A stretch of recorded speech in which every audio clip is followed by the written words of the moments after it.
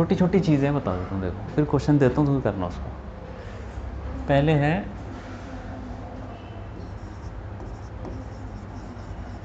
Pseudo force.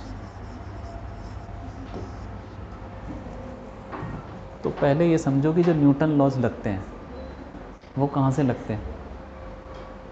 Ground से, मतलब ऐसी जगह से लगते हैं जो रुकी हुई है, जिसका एक्सेलरेशन 0 है।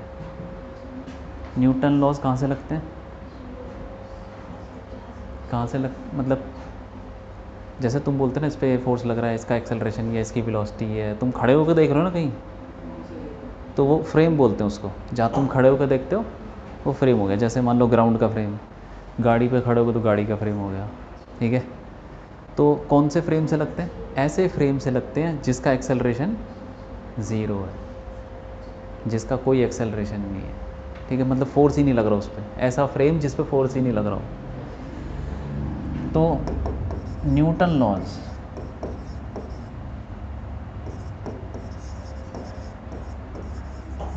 Laws are valid from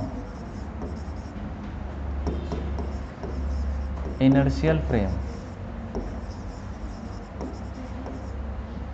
inertial frame मतलब वो फ्रेम जिसका एक्सेलरेशन कितना है? हाँ, एक्सेलरेशन 0, उसको बोलते हैं इनर्शियल फ्रेम। जैसे ग्राउंड है, ग्राउंड का एक्सेलरेशन कुछ नहीं है, 0, वो इनर्शियल हो गया, ठीक है। जिस जिसका एक्सेलरेशन नहीं है वो इनर्शियल फ्रेम हो गया। अब अगर ऐसी सिचुएशन आ जाती है, मान लो कि ऑब्जर्वर वहाँ खड़ा है जहाँ पे कुछ एक्सेलरेशन है, उसको बोलते हैं नॉन इनर्शियल फ्रेम। तब क्या करोगे? मान लो ऑब्जर्वर ही एक्सेलरेशन के अंदर है, ऑब्जर्वर गाड़ी में चल रहा है, गाड़ी का एक्सेलरेशन है, ऑब्जर्वर वहीं बैठा हुआ है, तो कैसे तो न्यूटन लॉ कैसे लगाओगे?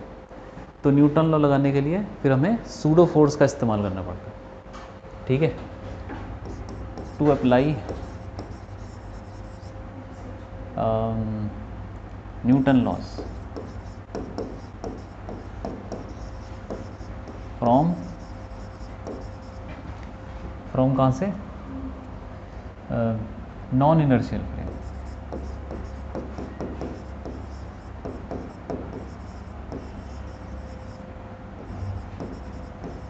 मतलब एक्सेलरेशन जिसका कुछ है।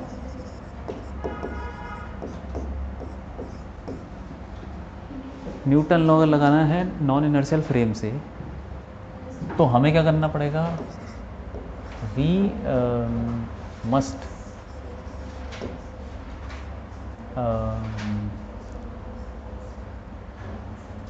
अप्लाई अ सूडो फोर्स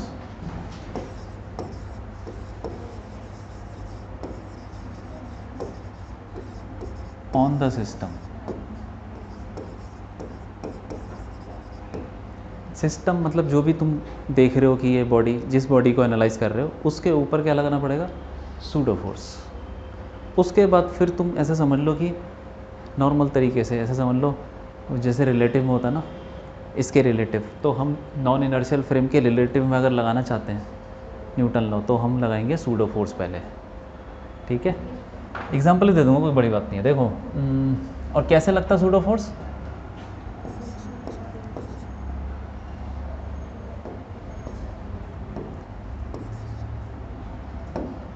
क्या यार, pseudo force is equal to mass of the system, मतलब जिस पे तुम लगा रहे हो उसका मास, बॉडी हो गया, कुछ हो गया, मल्टीप्लाइड, माइनस भी है vector, multiplied by acceleration of किसका? वो तुम्हारा जो नॉन इनर्शियल फ्रेम का, जो जिस पे तुम ऑब्जर्वर चढ़ा हुआ है, ठीक है, नॉन इनर्शियल फ्रेम, ये लगाना पड़ेगा, ये एक्स्ट्रा फोर्स लगाना पड़ेगा। बाकी जो फोर्स लगते हैं, टेंशन वेंशन, वो वैसे ही लगेंगे, ग्रेविटी, फ्रिक्शन, ठीक है, बाकी ये तुमको एक्स्ट्रा लगाना पड़ेगा, ठीक है। जैसे मान लो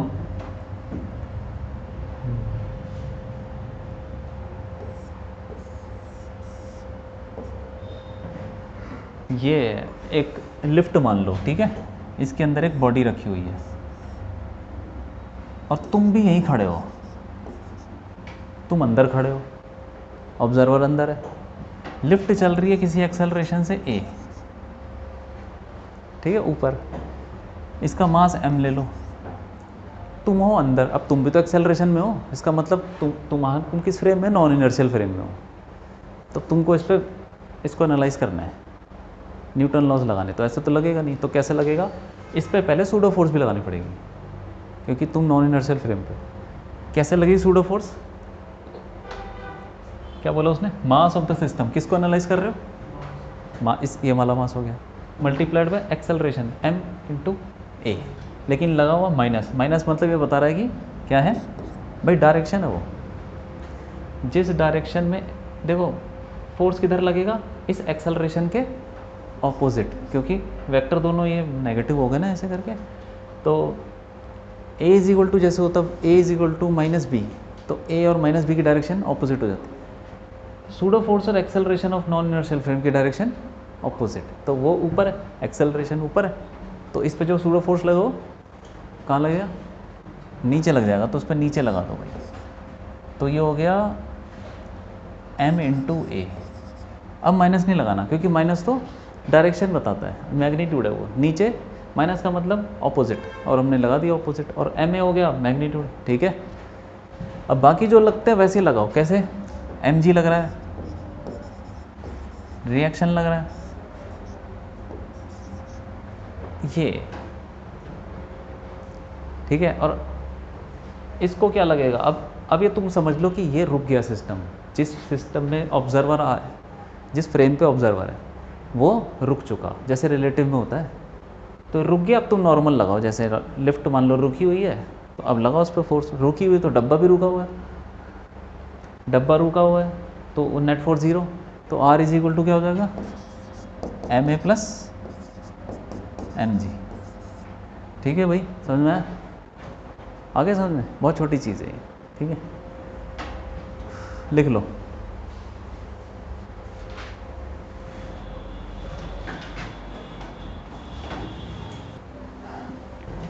अब इसका यूज़ तुम कब करोगे, जब ऐसी सिचुएशन आएगी कि ऑब्जर्वर यहाँ चढ़ा हुआ या फिर 2-3 बॉडी चल रही हो, ठीक है।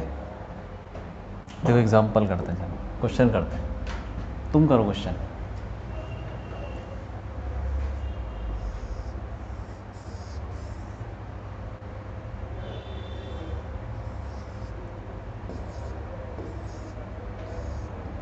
एक गाड़ी है, ठीक है, उसके अंदर एक बॉल लटकी हुई है,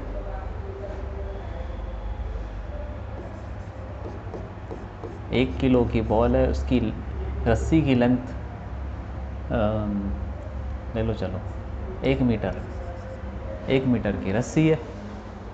अब ये जो गाड़ी है ये चल रही है कितने से, एक्सेलरेशन से चल रही है,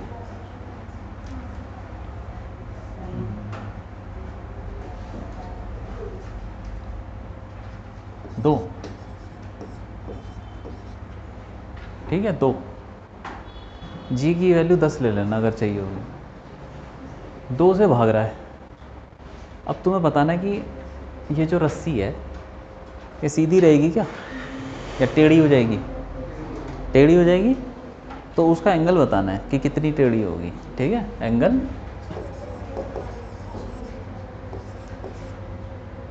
angle made by string with vertical,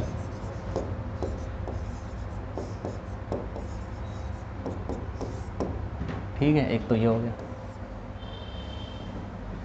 दूसरा यही ले लो, लिफ्ट ले लो, चलो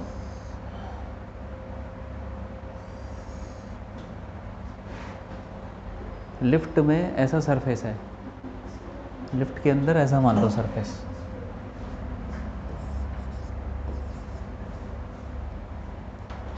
उसके ऊपर डब्बा रखा हुआ है, फ्रिक्शन कुछ नहीं है, फ्रिक्शन नहीं है,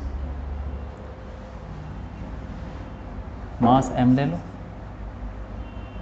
तो हमें इस डब्बे का एक्सेलरेशन बताना है, डब्बे का क्या बताना है, एक्सेलरेशन, डब्बे का एक्सेलरेशन।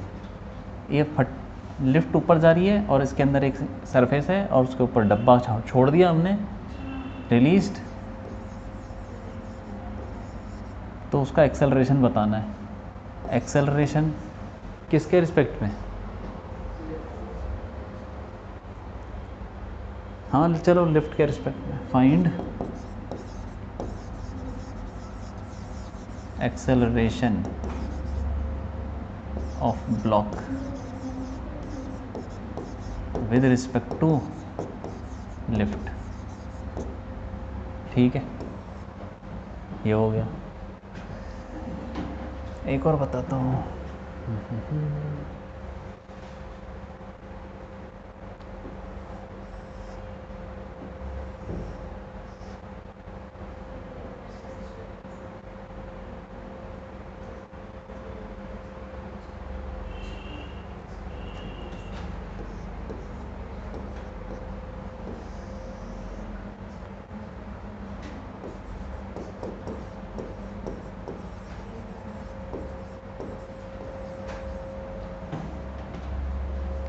ठीक है, फ्रिक्शन कहीं नहीं है।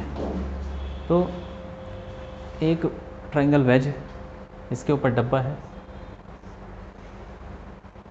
इसका मास है m, इसका मास है छोटा m। तो find f such that f की वैल्यू बतानी है जिससे कि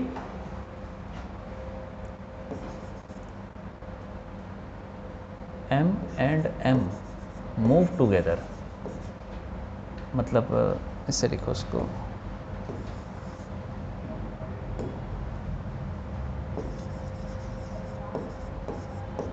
doesn't move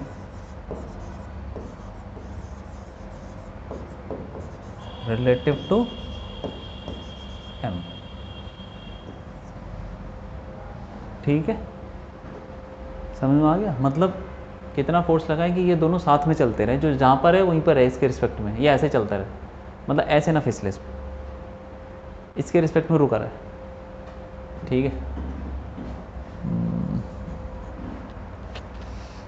और क्या हो सकता है सूडो फोर्स?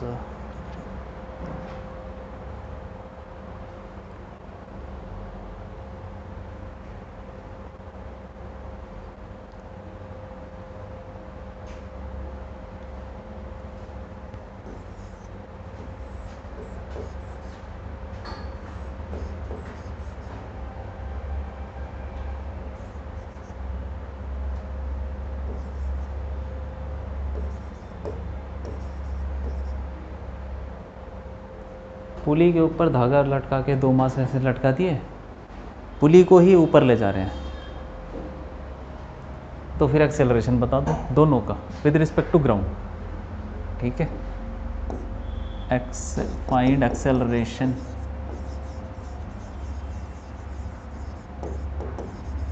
ऑफ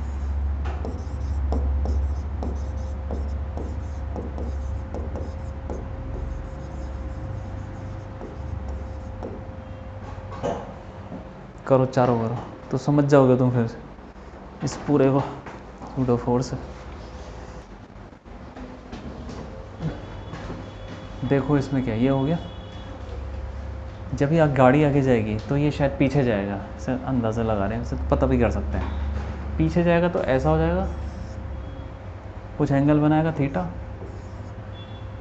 तो इसका एक्सेलरेशन 2 है, तो इसके ऊपर से हम अंदर खड़े हो जाते हैं, क्योंकि बाहर से खड़े होके भी कर सकते हैं, लेकिन सूडो फोर्स के क्वेश्चन में तो अंदर खड़े हो गए। ठीक है, तो अंदर खड़े होकर तो गाड़ी रुक गई, लेकिन सूडो फोर्स लगाना पड़ेगा किधर? पीछे की तरफ। मास कितना है? 1 इंटू 2 न्यूटन इधर, mg लग रहा है कितना? 10 न्यूटन, और टेंशन इधर लग रही है, क्यों? ये थीटा तो ये भी थीटा, ऊपर t cos थीटा, इधर t sin थीटा। ठीक है भाई, और अंदर से देखोगे तो रुका हुआ लगेगा, बस एंगल पे चला गया। तो t cos theta t sin theta is equal to 2, और t cos थीटा कितना? 10 डिवाइड कर दो, tan थीटा 1/5 ये आ गया।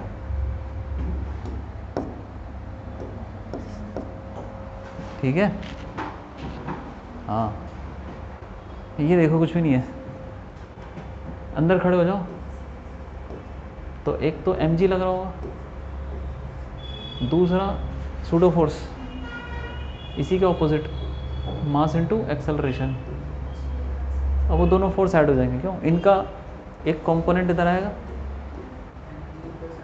mg plus a sine theta, और एक दूसरी तरफ आ जाएगा इस तरफ, वो लेने की जरूरत नहीं। तो इस डायरेक्शन में तो एक ही फोर्स है, तो वही force is equal to mass into acceleration. a1 ले लो तो आ जाएगा, ठीक है, g plus a sine theta. इस पे आ जाओ, इसमें भी, इसमें क्या करोगे, कैसे किया? सूडो फोर्स लगाओ, लेकिन कहाँ से कहाँ पे खड़े होकर देख रहे हो? इंक्लाइन प्लेन पे खड़े हो जाओ। लेकिन तुमको फिर एक्सेलरेशन भी निकालना पड़ेगा। तो फोर्स किस पे लग रहा है? ये दोनों तो रुके हुए हैं, तो इन दोनों को ही सिस्टम ले लो। तो जो फोर्स होगा वो किसके बराबर हो जाएगा? m प्लस छोटा m इंटू एक्सेलरेशन। ये वो एक्सेलरेशन है जिससे पूरा डब्बा चल रहा है आगे, ठीक है। अब इधर एक्सेलरेशन होगा, इधर फोर्स लगा तो इधर ही होगा। तो फिर इस पर सूडो फोर्स लगाएंगे पीछे की तरफ, मास इनटू ए, और mg नीचे लग रहा है। रिएक्शन ऐसे हो रहा है, ठीक है। रिएक्शन का ये अच्छा थीटा तो दिया नहीं था, थीटा ले लो। थीटा हो गया ये, और क्या होगा, ये थीटा तो ये भी थीटा, ऊपर लग जाएगा r cos थीटा, और इधर लग जाएगा r sin थीटा। अरे यार वैसे करो तुम, इंक्लाइन प्लेन पे रिजॉल्व करो, ठीक है। हाँ इसको करो, इसका इधर लग जाएगा mg sin थीटा। अच्छा नेट फोर्स तो ज़ीरो ही है, हाँ चल कर रहा है वो, तो पहले वाला ही करो यार, पहले वाला करो। तो ऊपर लग जाएगा कितना, r cos थीटा, इधर लग जाएगा r sin थीटा। तो नेट फोर्स ज़ीरो है, क्योंकि हम तो उस पर चढ़ के देख रहे हैं, तो ये रुका रहेगा। तो r sin थीटा शुड भी इज इक्वल टू ma, और r cos theta mg, don't divide कर दो, tan theta is equal to, हमें क्या निकालना था, f, अच्छा ma, और m तो कट गया, a/g। तो a कितना आ रहा था, f upon m plus m into g, सही है कि नहीं? तो f की वैल्यू आ गई m प्लस m इंटू जी tan थीटा, ठीक है। अब इस पर क्या करो, पुली पे ही चढ़ जाओ। पुली पे चढ़ गए, पुली रुक गई, पुली रुक गई, तो तब तुमको इस पे लगाना पड़ेगा सूडो फोर्स, एक ऑपोजिट डायरेक्शन में m1 इंटू ए, और इस पे लगाओगे m2 इंटू ए, ठीक है। हाँ पुली रुकी, अब नॉर्मल क्वेश्चन कर लो, ये हो जाएगा, इस पे लगेगा m1g, इस पे m2g, ऊपर टेंशन, इसमें भी टेंशन। अब ये ऐसे भाग भी तो सकते हैं, मान लो m2 बड़ा है, m2 नीचे भाग जाएगा, पुली रुकी हुई है, अब नॉर्मल क्वेश्चन हो जाएगा ये। तो इधर भाग जाएगा, a1 ले लो, और ये ऊपर a1। ये जो एक्सेलरेशन है ये वो देख रहा है ऑब्जर्वर, उसको लग रहा है कि पुली तो रुक गई, क्योंकि वो पुली पे चढ़ गया, तो उसको लगेगा कि एक्सेलरेशन किसी जा रहे हैं, दोनों सेम एक्सेलरेशन आएंगे, एक नीचे एक ऊपर। तो ये हो जाएगा, इस पे लगाओ equation m2g minus plus m2a minus tension is equal to m2a1, इस पे लगाओ t minus m1a minus m1g is equal to m1a1, add कर दो, टेंशन कट गया, m2 माइनस कितना हो गया ये, m1g plus m2 minus m1a, और इन दोनों को ऐड करोगे तो m2 प्लस m1 वो नीचे आ जाएगा, ये आ गया A1, एक्सेलरेशन आ गया किसके रिस्पेक्ट में, पुली के रिस्पेक्ट में। ठीक है, हमें निकालना acceleration of 1 with respect to ground निकालना ना दोनों का। तो 1 का विद रिस्पेक्ट टू पुली कितना है, वो A1 है। तो 1 का with respect to ground minus pulley का विद रिस्पेक्ट टू ग्राउंड, देख सकते हैं ना ऐसे, एक्सेलरेशन वाली इक्वेशन है। ये कितना आ रहा है, A1 आ रहा है, ये किधर ऊपर आ रहा है, ऊपर को पॉजिटिव ले लेना, A1 इज इक्वल टू, ये निकालना है हमें A1G माइनस पुली का विद रिस्पेक्ट टू ग्राउंड दे रखा है A ऊपर, तो ये ऐड हो जाएगा, मतलब A1G कितना आ जाएगा, A1 प्लस A। ठीक है, और बाकी दूसरा भी निकल जाएगा, समझ गए बात को। हाँ चल।